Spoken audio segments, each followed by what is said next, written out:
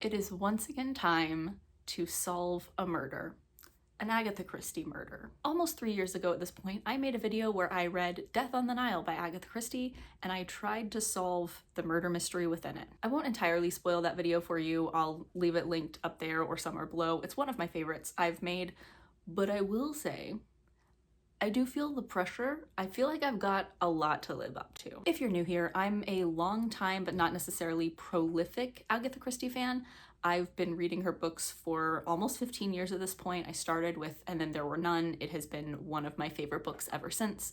And I think I've read a total of 15 of her books, 13 of which are Poirot novels. And we're going to be continuing that streak today with a book that might be a little bit out of season at this point in the year, but in my opinion, there's never a bad time for some Halloween. So we're gonna be reading Hallowe'en Party. I meant to make this video back when this movie came out and just never got around to it, but now we're here, we're gonna read it, even though it's almost Christmas time. I've got a decent, but by no means perfect track record of solving Agatha Christie novels. I've solved some that are famously very tricky, and I've completely missed some that should have been more obvious. In fact, I just the other day reread Cards on the Table, which I first read like 12 years ago, so it's been a very long time. I remembered nothing about it. I got the murderer wrong. I thought I knew who it was. It was not. I was incorrect. Back to this though, I have read the premise of this, so I do have some vague details about what this is about, but it's very short, not particularly descriptive, so I basically know who the victim is in the case, and that's about it. So I'm gonna go ahead and jump in. I think my first order of business is to discover who the players in this mystery are, what are the characters we're dealing with, and I'll get back to you when I have some introductory information. Okay, it's so ironic that I mentioned that I just reread Cards on the Table because one of the characters from that book pops back up in this book. And that is Ariadne Oliver, who is a mystery writer. So in this book, she's visiting some friends, helping them set up for a Halloween party that is going to be taking place later that night for some kids ages like 11 to 17. During the setup for this party, there is a 13-year-old girl named Joyce who tells everyone that she once saw a murder a long time ago when she was younger. She said that when she saw it, she didn't realize it was a murder. It wasn't until she got older that she realized it was a murder. So it wasn't something as obvious as someone shooting someone, someone stabbing someone. It was more subtle, like maybe a poisoning or something like that. Now, supposedly no one believes this girl. In fact, Joyce seems to be fairly disliked. She seems to be rather unpleasant. So she says this while the party is being set up. So they finish setting up the party goes off without a hitch. Then after the party, her mom is looking for her, trying to pick her up. No one can find her. When they do find her, she's in the library. She was drowned in the bucket where people were bobbing for apples. And of course, Mrs. Oliver was there. So she immediately is like, I'm gonna go to my friend, Hercule Poirot, and ask him for his help. So she goes to Poirot, and now Poirot is on the case. So there are several interesting things that have happened so far that is giving my little gray matter up in my brain some things to think about. So far, none of the characters here are really standing out. There's just a big jumble of them. Some of them have been mentioned in passing, like some mom friends. A couple of the children were given names, but it's all just been very brief and in passing, so it's hard to tell who is important yet. So far there's not a ton of detail yet about the exact timeline of the night. We've been given a rough sketch of what happens, but no detail past then. We also have not gotten confirmation that she was drowned, apart from the fact that that's how her body was found. Originally, the bucket for bobbing for apples was going to be a plastic bucket, but one of the adults, Miss Lee, brought a more galvanized bucket is how it's referred to. I'm assuming it's just a stronger, possibly metal bucket. There's also a girl named Miranda, who is the daughter of Mrs. Oliver's friend, Judith Butler. Miranda was sick the day of the party and could not attend. I don't know if that will be important, but it was mentioned and I wanted to note it. Maybe Miranda's not sick. Way too early conspiracy theory. Another thing I noted is an Agatha Christie favorite, which is an unreliable timeline. Mrs. Oliver suggests that she thinks Joyce was probably murdered during Snapdragon, which was the last thing of the evening before the kids were picked up. Per usual with an Agatha Christie timeline, I don't believe what I am told. So I'm gonna assume she was probably murdered before then. Currently, my strongest working theory is that she actually was not murdered because she told everyone she saw a murder and the murderer was scared.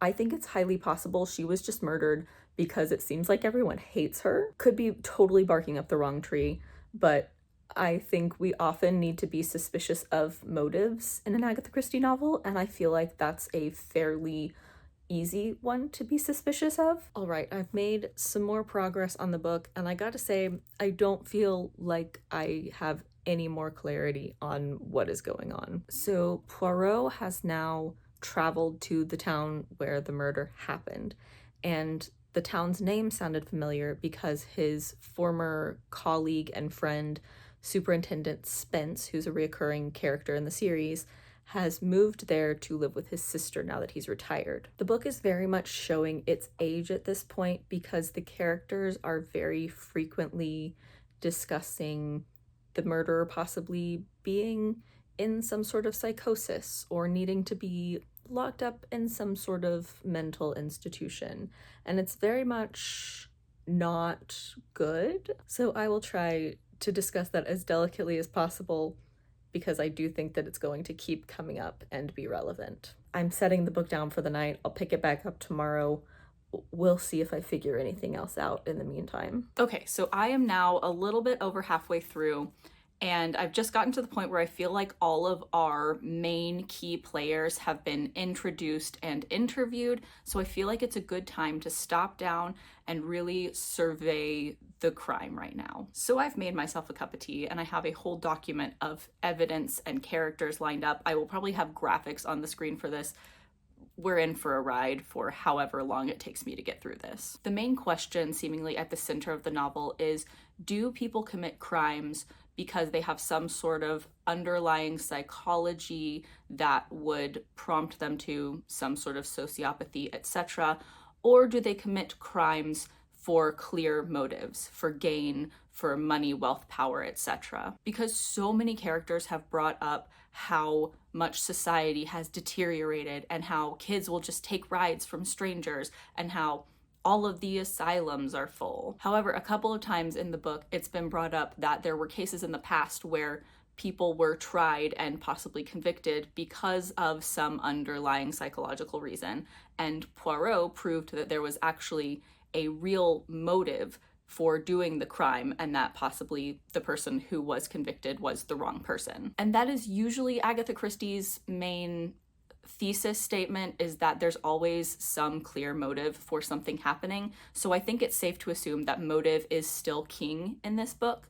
So that's what I'm working on. However, I think it would be silly to completely disregard any of the psychological things that keep coming up. So that is still in mind, but motive is at the forefront. So let's run through what happened. So we have our main victim, Joyce, who we've already talked about a little bit. She's 13 years old. She's a pathological liar. Everyone knows that she lies. She seems to be like well developed for her age. So basically she's not frail. She's probably almost the size of an adult. So I've got a flowchart of logic in my brain, but it starts out with one central question. Was Joyce murdered because of what she said?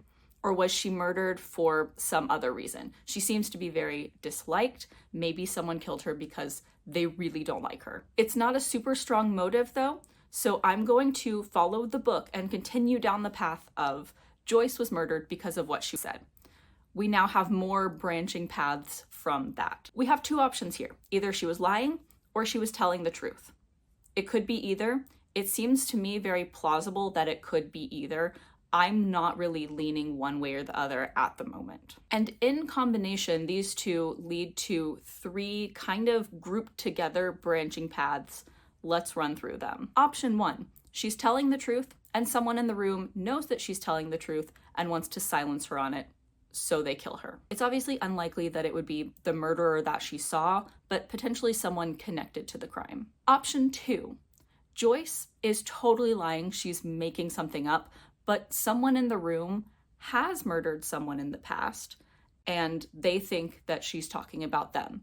So they want to silence her and they kill her. And then there's option 3, which I find the most interesting, and therefore this is kind of where my brain is going. In this option, she's telling the truth, and someone in the room thinks that she's talking about a murder that they committed, but she's actually talking about something else entirely that she saw. In this instance, possibly whatever she's talking about is completely innocuous, or there's a completely separate second crime, second murder that she's talking about, separate from the one that she was actually murdered for talking about, if that makes sense. This is also the exact type of tricky thing that Agatha Christie would do. So this is the direction I'm going, and it leads me to believe that there are possibly 2 murders that we're dealing with in the past. And I think that there's substantiation for that. Let's continue on to the characters. Okay, so we have Joyce's mom, Mrs. Reynolds. I did not get much from this woman except for the fact that she had really weird vibes. I don't know why. That's all I've got on her. Poirot also talked to Anne Reynolds, who is Joyce's 15-year-old sister. Anne was present at the party and when Joyce made her whole murder declaration thing, and she told Joyce to stop talking, which could just be sisterly annoyance, but could also be her covering something up. Joyce also has a little brother named Leopold, who's 11. The kid seems totally unbothered by the fact that his sister was killed. He doesn't seem to like her very much, which is kind of a common theme here. Something I did note, though, is that Joyce is a very braggadocious 13-year-old child. She loves to lie for attention. She loves to brag. And that to me is indicative of she's a middle child and possibly a neglected one, a child who does not get the attention that they possibly need at home. So that's something I just kind of have in the back of my mind, like maybe there's something weird going on with the family. So Poirot is trying to figure out what past murders there could possibly be that Joyce could have seen. And so Superintendent Spence comes up with a list of 4 people whose deaths happened in the past several handful of years that have not fully been explained. And a lot of our central characters have a lot of connections to these 4 murdered people. So I'm going to go through the list of characters in relation to those dead people. I'm going to start with the person who, as of right now, I'm finding the least connections to. Several years before, timeline is vague, there was a 16-year-old girl who worked in a shop named Charlotte Benfield who was found murdered in the quarry wood, which is very important for later on because the quarry wood will be a place that we keep coming back to. So that's our first potential murder that Joyce could have seen. Let's move on to the second past victim, and I think possibly the most important one. This was an old lady named Mrs. Llewellyn Smythe, who died a few years prior from seemingly natural causes. You'll sometimes hear me refer to Mrs. Llewellyn Smythe as the old lady simply because she has a long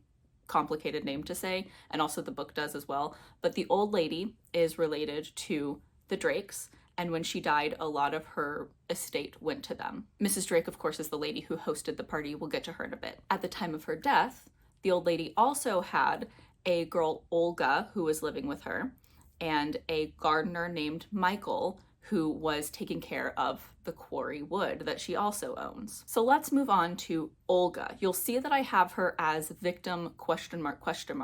And that's because when the old lady died, the will that was brought forth, found, said that almost all of her estate went to Olga. However, it was quickly discovered that this will was forged, that Olga had written it to give all of the estate to herself. Now, this seemed very definitive. It seemed like the previous will, leaving things to her family, to charities, etc., was going to stand. But then the girl disappeared. She was from another country. It seemed like she decided to up and return to the country she came from. Personally, as you can see by the fact that I've labeled her as a victim, I think she was murdered. I think that the will that she presented, the one that supposedly was forged, is the real will. I'll get to my suspicions in a bit, but I think that the old lady thought that she had reason to believe that her family she was leaving things to had done some sussy things, and therefore she decided to not give them her money and give them to Olga instead. So let's move on to Michael Garfield. He was the gardener hired by the old lady to care for this quarry behind her house. This is where the psychology thing comes in. The book is painting him as like very cold and detached and uncaring.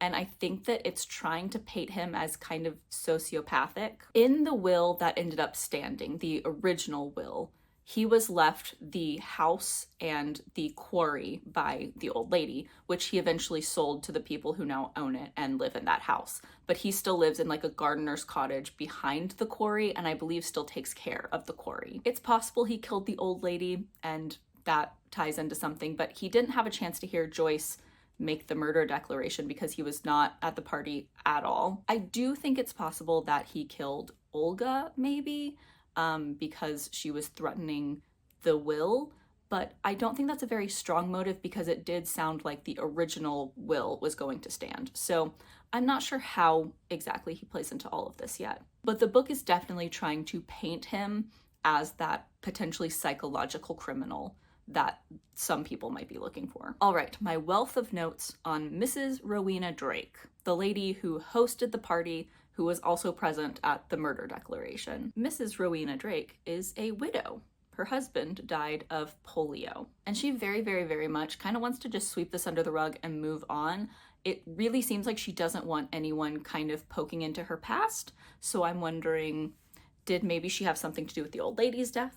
Because she stood to gain because she's related and was left a lot of stuff in the original will?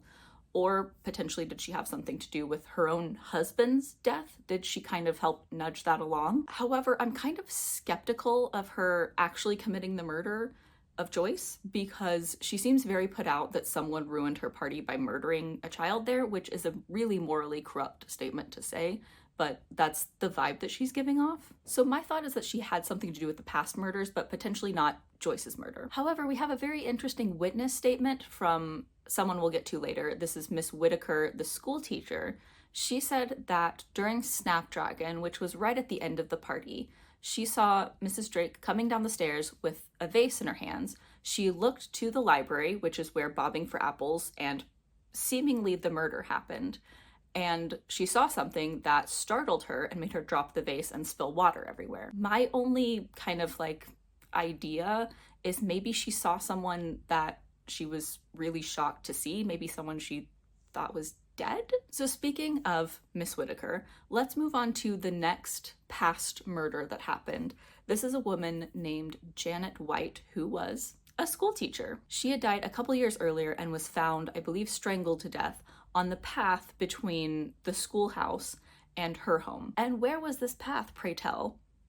The quarry wood. We keep coming back to the quarry wood. Everything seems to be related to the quarry wood. That's something I'm very much paying attention to. So Janet was close friends with her flatmate, Nora Ambrose, who was also a school teacher, and they would typically walk to and from school together. So seemingly, if Janet was murdered between school and home, Nora should have been there and should have witnessed it. And Janet had also said that she was a little bit nervous about a man that she'd recently broken up with. So speaking of Nora Ambrose, you'll see once again that I have labeled her as victim with another question mark because soon after Janet's death, Nora took a job up north and left town. So just like Olga, we have another person who potentially could have witnessed a murder and then suddenly left town.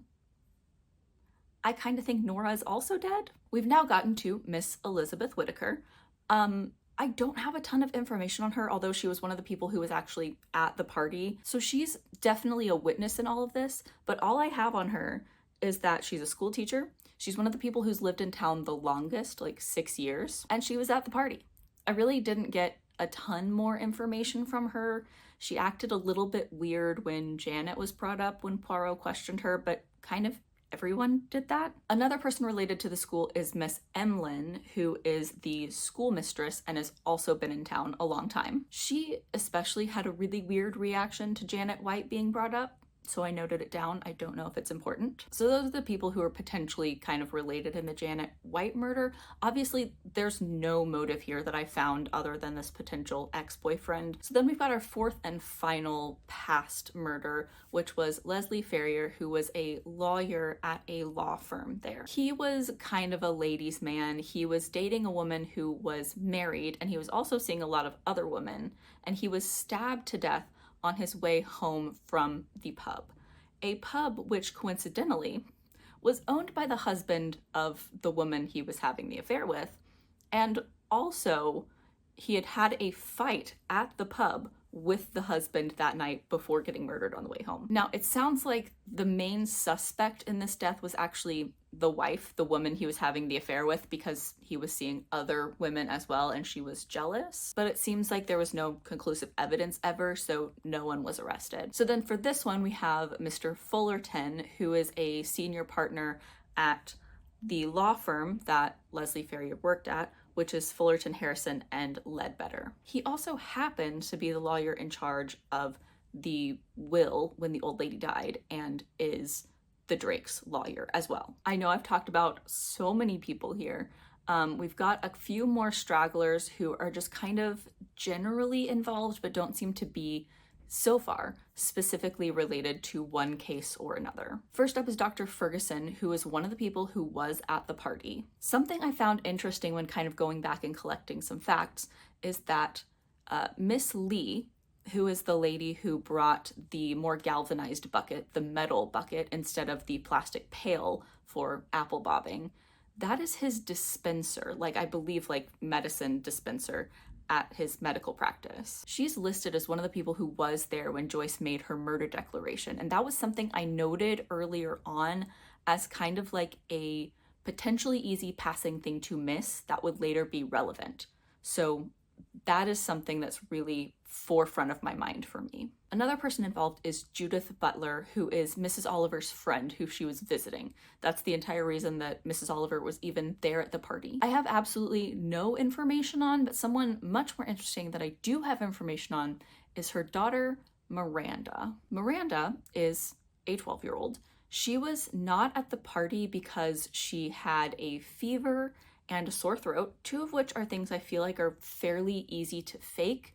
However, her being sick was noted at the beginning of the party, not during the setup. Now, she's not listed as one of the people who was there when Joyce made her murder declaration, but I do find it interesting that that little allowance has been given, that we were not told until the party time that Miranda was sick. Miranda is kind of the only person who is genuinely claiming to be a friend of Joyce and like Joyce. And the other thing that I find especially important is that she seemingly is the only person who believes Joyce. Everyone else has just called Joyce a pathological liar and said that they did not believe her at all when she said that she'd seen a murder happen. But Miranda mentions in passing that, oh yeah, Joyce has been to India and she tells me all these cool stories of it, when earlier in the book, pretty much everyone has told us that her story about going to India was a lie. And seemingly, if we're looking for someone who would have murdered Joyce because of what she said, we're looking for someone who would have believed Joyce or would have expected other people to believe Joyce. And Miranda seems to be the only person so far who fits that bill. However, these are all psychological things, right?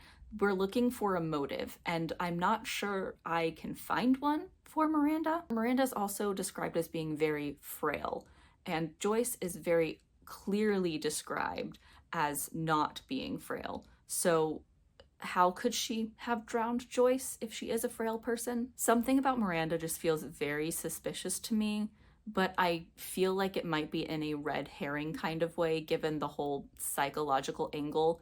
And Miranda is really painted to be a very, very odd child. I don't know. It seems all a little bit too obviously suspicious with no motive and potentially no ability to do the crime. So I'm not sure. So those are all the people. It took me ages to get through all of them. And what are my deductions from this?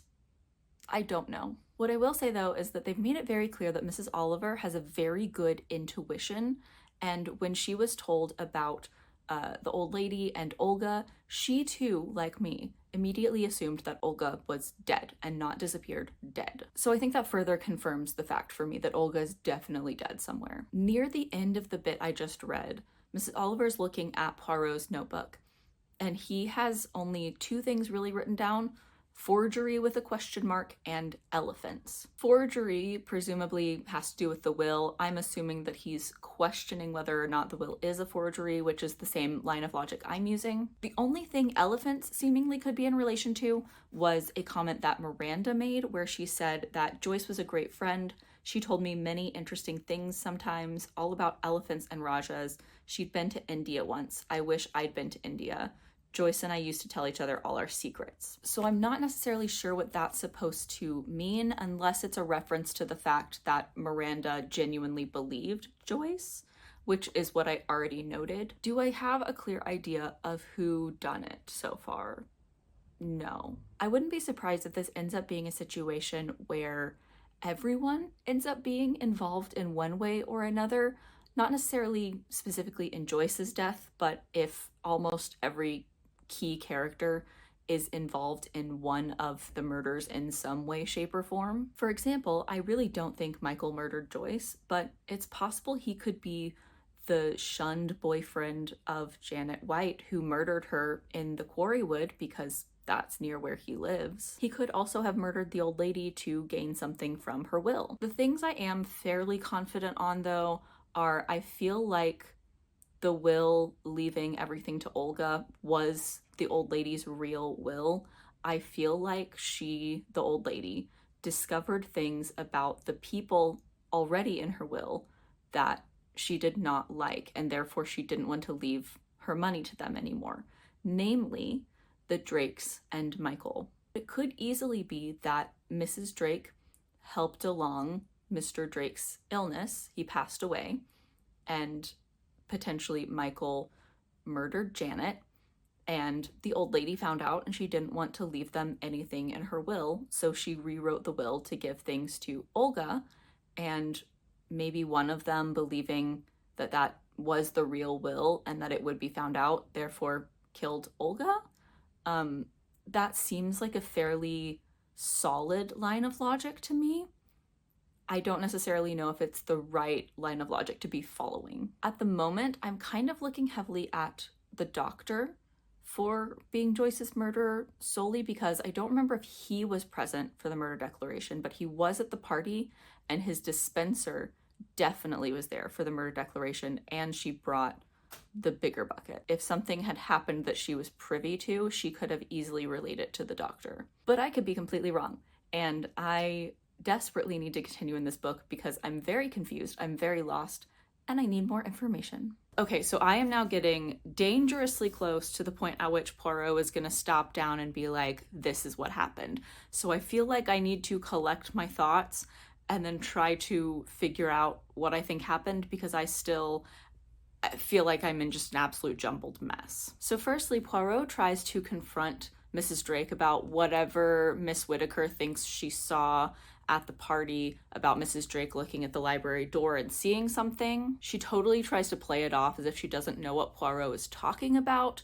but clearly she's lying. But what we also learned, something we were completely not privy to before, is that although Mrs. Drake's husband had polio, that's not why he died. He was hit by a car. And coincidentally, Mr. Drake died in March, and Llewellyn Smythe died soon afterward. The car that hit him had been stolen. No one was ever arrested or caught for this, and the people in the car were described as young thugs with beards. So my immediate thought is that Mrs. Drake had something to do with this. I have always thought that she had something to do with her husband's death, and now that it's in such close proximity with the old lady's death, I feel that even more strongly. This takes me back though, because at the party, there was this thing with a witch where the girls were presented with these pictures of what their future husband is supposed to look like. And these pictures were made by two of the teenage boys,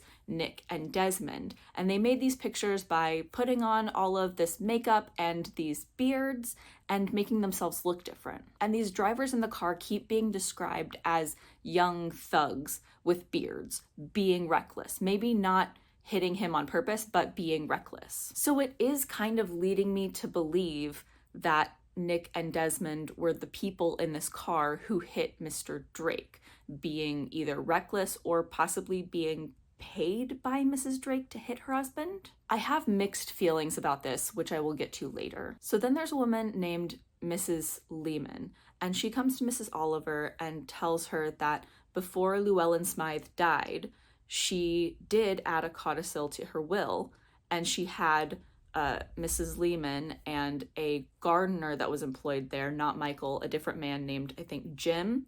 She had the two of them sign it as witnesses. And this codicil to the will did say that she was leaving everything to Olga. However, Poirot checks back in with Mr. Fullerton, the lawyer who oversaw this, and he says that the codicil to the will that was actually submitted, the one that was forged, was signed by a Mary Doherty, who is now dead, as well as Jim, who is now in Australia. AKA Mrs. Lehman's name is not on it at all.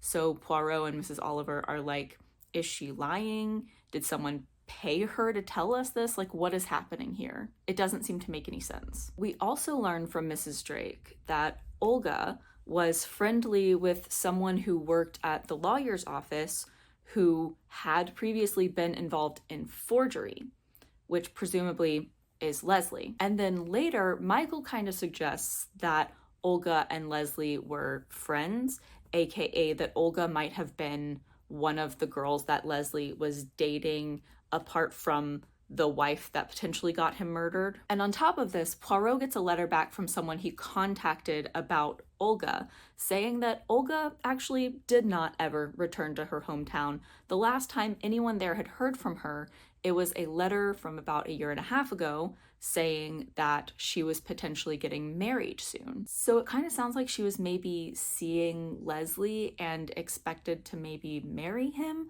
which seems kind of odd because it sounds like he was seeing a lot of people, but that seems to be the connection made there. So then Poirot makes one of his Poirot statements that's kind of supposed to help the reader solve the mystery, one of the like definitive things to pay attention to. He says that dates are going to be key to this case. Here's the problem though, all of the dates we've gotten so far have been incredibly vague. It's always like, oh, a few years ago, oh, 1 or 2 years ago.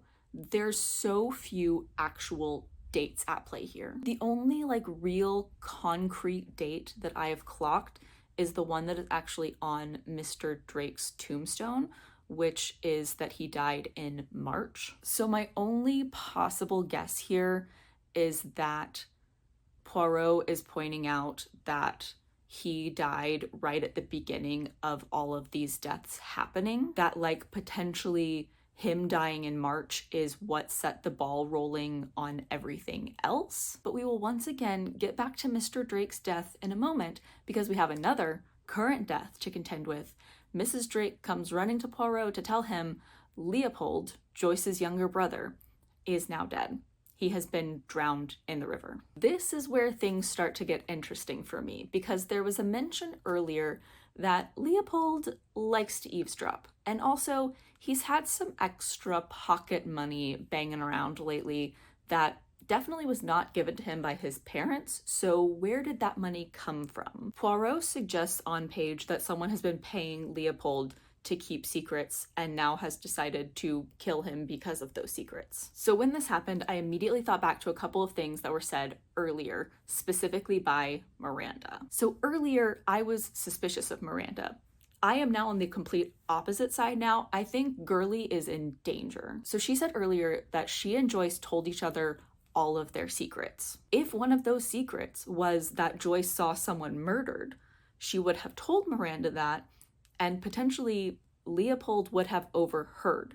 So whatever secret Leopold just got murdered for, Miranda also knows. Also, while I was just saying this now, the thought occurred to me that what if Miranda herself also saw a murder? Because Miranda very clearly said, we tell each other all our secrets. So is it possible Miranda also has a similar secret? There was also a scene that just happened in the quarry wood where seemingly Poirot was going to talk to Michael, but he found him there like drawing Miranda, and something about that scene felt really uncomfortable and a little pedophilic to me.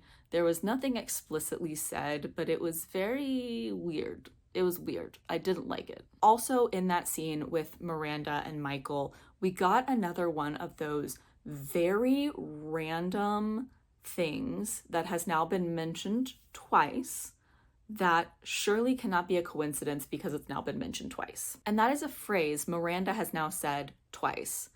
Ding dong dell, pussy's in the well. The first time was when she was first talking to Poirot, and it seemed like it was very much in passing.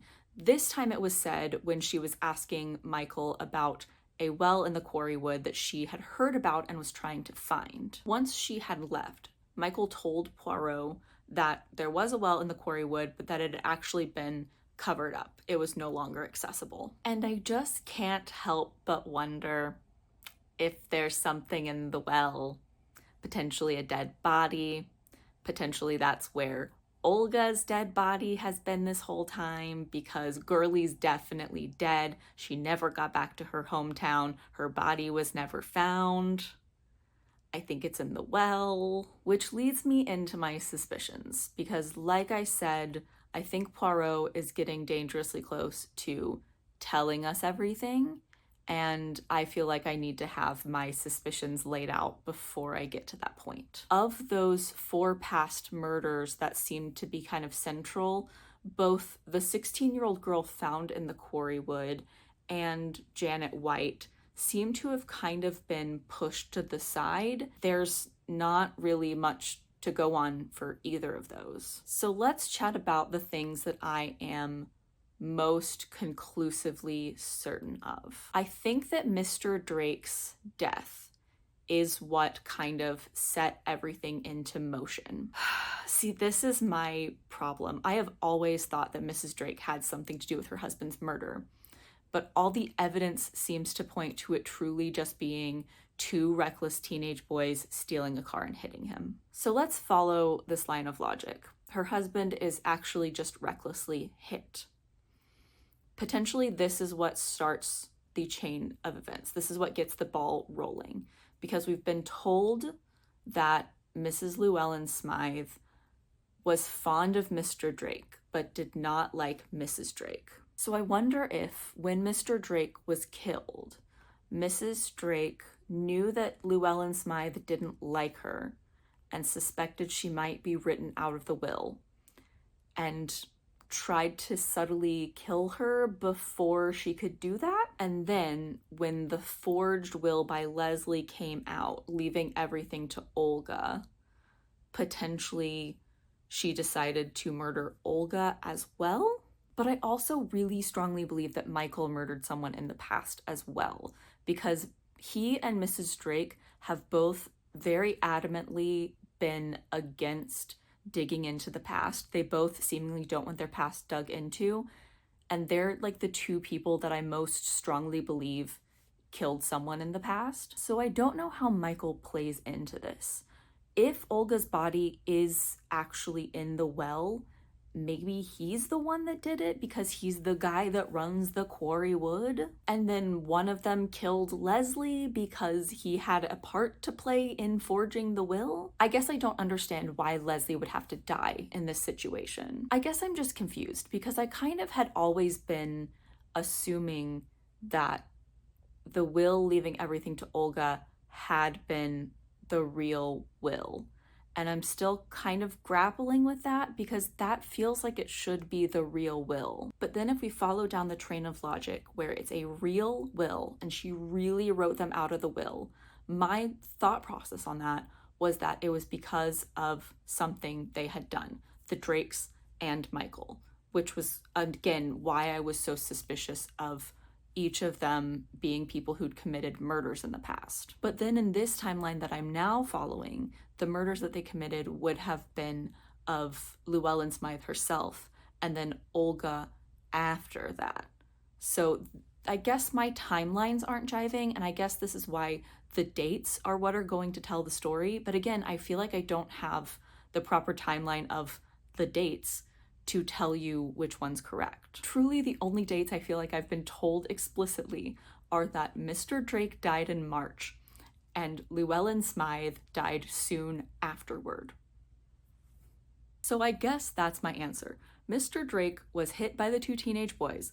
That set the ball rolling in motion, and the murders after that were committed by Mrs. Drake and or Michael in some combination. Because truly, I believe the two of them have both committed murders and contributed to this whole process, and I truly cannot explain to you how. And Olga's probably dead in the well. I just realized that in all of this discussion about all these past murders and about who I think did those, completely forgot to talk about Joyce, the murder actually at hand. I have no idea which of these murders Joyce would have supposedly witnessed. It seems impossible that she would have seen anything dealing with Llewellyn Smythe because that probably just happened inside of her home. It seems equally impossible that she would have witnessed Leslie's murder because that was like late at night when he was on the way home from the pub. It's possible she saw Janet's murder, but that one doesn't seem to have continued to be important, or the other like 16-year-old girl that was found in the quarry wood. So I guess my only option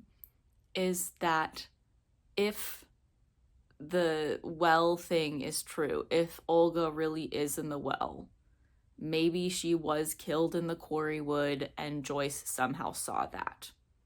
That's kind of the only possible option that it could be, but I'm still really unsure about that. And then as to who actually killed Joyce, I guess the only option is Mrs. Drake. At first I thought that it wouldn't possibly be her because she was so put out that it happened at her party. But once again, it's kind of the only thing that makes sense, because I definitely believe that murder-wise, Mrs. Drake and Michael are the ones that had a role to play in the past murders. So it has to be one of the two of them that killed Joyce, right?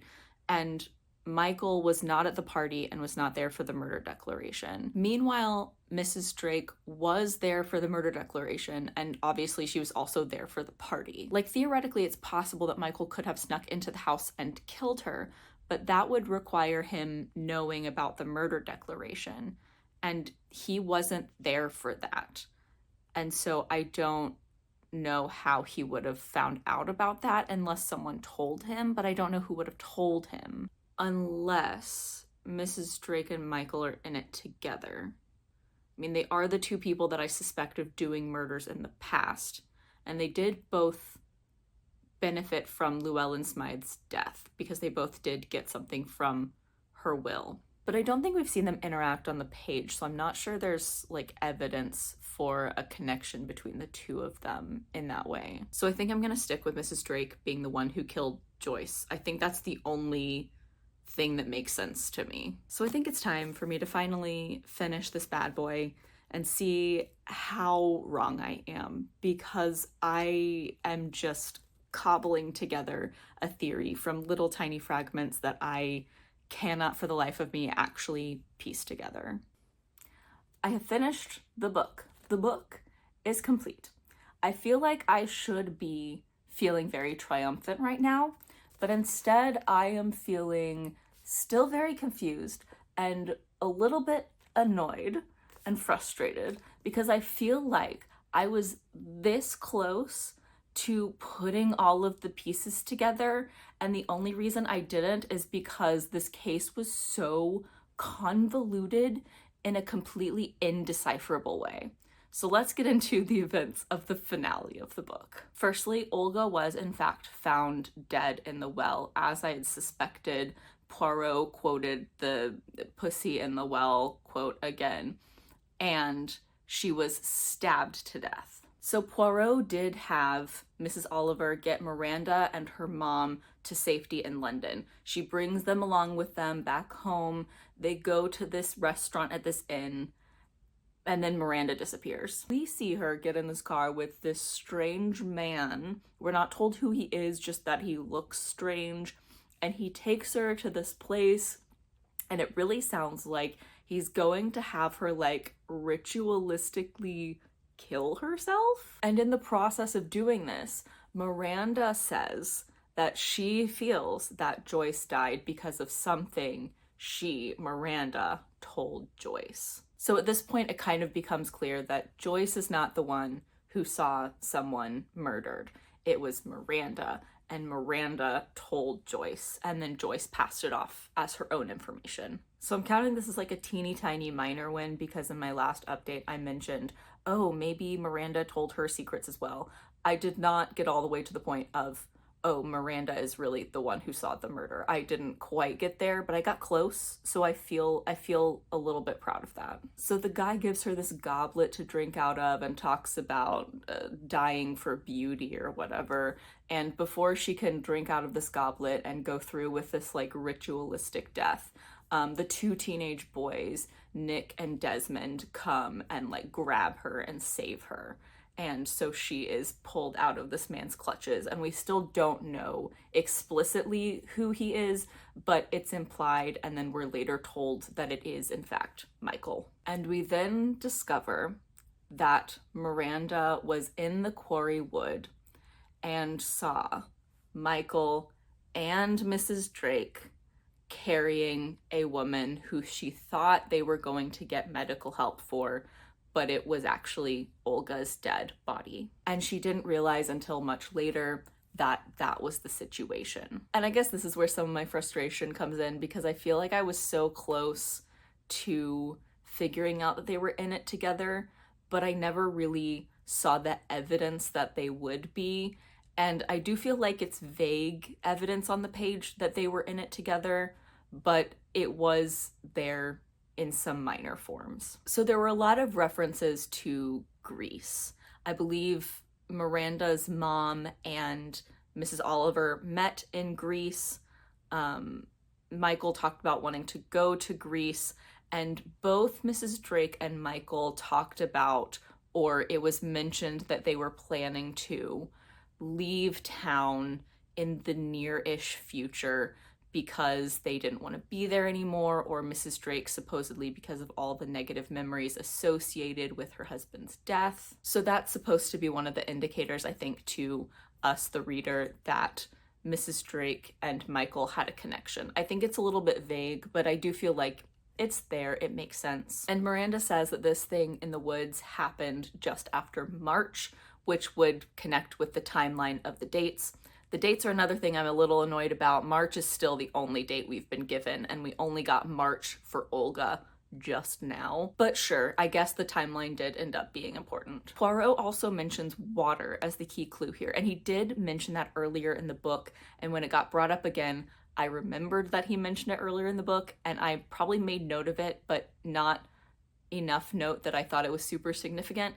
My bad. So Poirot says that he realized that it was Mrs. Drake who murdered Joyce because of water, because it had to be someone at the party who was wet but did not have an excuse to be wet, and therefore had to come up with an excuse to be wet, because Mrs. Drake was not one of the people bobbing for apples, so she would not have been wet, save for the fact that she drowned a child in the bucket for bobbing for apples. So she fabricated this whole situation that Miss Whitaker saw, and then made up something about seeing someone by the library door. So it was in fact Mrs. Drake who killed Joyce.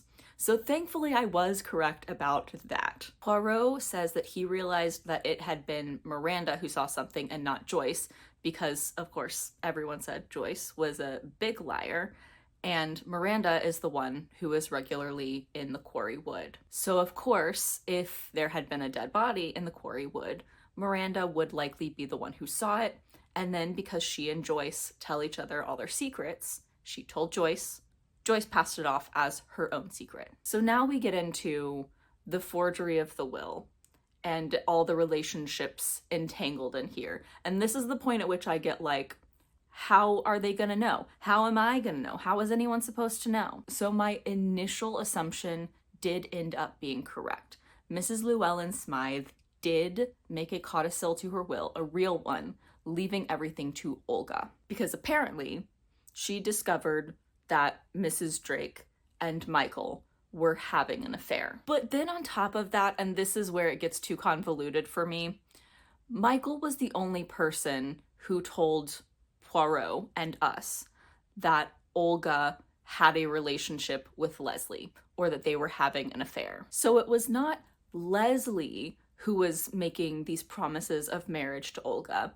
It was Michael, for some reason. So then, because Michael and Olga were supposedly in a relationship, or he was leading her on, Olga told Michael about this new codicil, leaving everything to her. So he decided that he would not stick with this, I guess, fake relationship with Olga, and instead continue on with his real relationship with Mrs. Drake and murder Olga so that she could not get the money. And then it was him who paid Leslie to create such an obvious forgery that no one would question the previous will, leaving things to Mrs. Drake and to Michael, and then Leslie helping them to forge this absolutely obviously fake will is what signed his own death wish, because now he knows too much. So they killed him as well. It just seems a little bit too unbelievably complicated, and conveniently so. Like, Michael was having this real affair with Mrs. Drake, which there's like a little bit of evidence for on the page, sure. And then also this fake affair with Olga that we really didn't have any evidence for on the page at all until we were told about it. And then on top of this, we learned that Miranda kind of went along with a lot of the stuff that Michael was doing and telling her, and why she was going to go along with this like ritualistic death is because she's kind of infatuated with him. She's kind of in love with him.